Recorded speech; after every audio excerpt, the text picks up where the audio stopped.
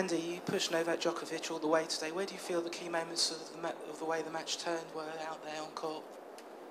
And about the last 2 minutes of the match probably is what decided it. He broke from 15-40, and then I had 15-40 the next game and didn't break, so that was the moment that decided the match.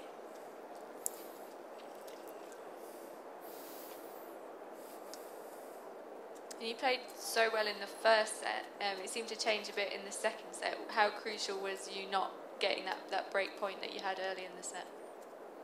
Well, I still had a chance in the third set. I mean, you would hope that one game wouldn't decide the outcome of a whole match. I mean, maybe that set he started to play a bit better afterwards, but yeah, I mean, he hit a drive volley on the back edge of the line, so what am I to do about that? Not much. So he played better in the second set, and the third set was tight.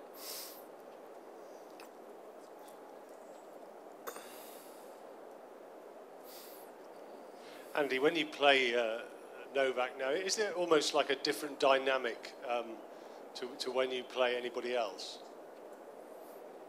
I don't know. I mean, I think both of us probably see each other's games pretty well. So, especially this year, because we played so much, so you kind of know a little bit what to expect. And I think that's probably why all the matches, especially the last few, have been extremely close and decided by a few points. The intensity of my matches with him have been extremely high this year. Let's say with Rafa, on these surfaces in the past, I've had a lot of very intense, close matches with him as well.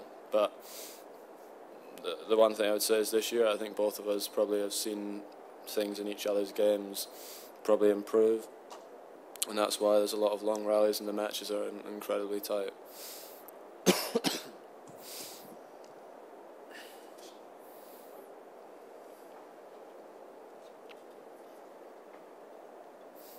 And you can obviously still go through to the semi-finals. Do you like the round-robin format? Well, we're not really used to it in tennis because we play knockout everywhere else. But that's just the way this tournament's always been. So there's no point in changing it. That's the tradition of this tournament, and yeah, it's absolutely fine. But does it affect in any way the way that you play when you're out there on the court today? The fact that you can lose and still go through? No, I don't think today, because both of us knew that if we won, very good chance we were going to go through. So that's how you need, like I said before the match, you need to try and view it like it's a knockout and try and win the first couple of matches and get yourself safe if you can. And you played today 31 games, and only 5 games went to deuce. But when you lost your serve 3 times, you always lost it either to 15 or to 30. Do you think there is a reason why when you lose your serve, either you go down a love 40 or 15-40? I mean, like you lose few points in a row. I've absolutely no idea. I think.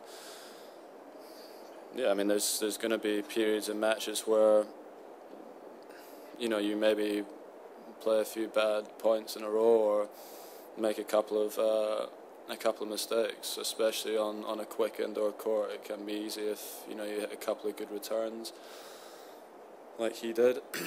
That if you get it back deep, the ball's on you very quickly, and you can maybe make a couple of mistakes, but. I don't think there's any real reason for why that happened today. It's going to happen when you're playing against one of the best returners in the world, that they're going to play a few good points, and maybe sometimes you're not going to play perfect at the same time. Would you rather play Tsonga in a straight fight for the second semi-final spot, or? I don't mind. You'd have to play the match and try and win, regardless of what situation either of us are in. So yeah, I mean, it doesn't change much for me whether he wins tonight or loses. I just try and win the match. Does it make a difference if the scenario is sort of not quite so straightforward? Is it harder mentally? No, I don't think so. I mean, we should be able, as professional sportsmen, to deal with all those sorts of situations and be able to focus and concentrate regardless of the situation. Andy, you chose to serve volley on a big break point in the second set. Is that a totally off-the-cuff decision, or is that something you discussed with Ivan before, that maybe on a big point this is a good thing to do? Well, he served and volleyed on the break point in the game before and hit the back edge of the line.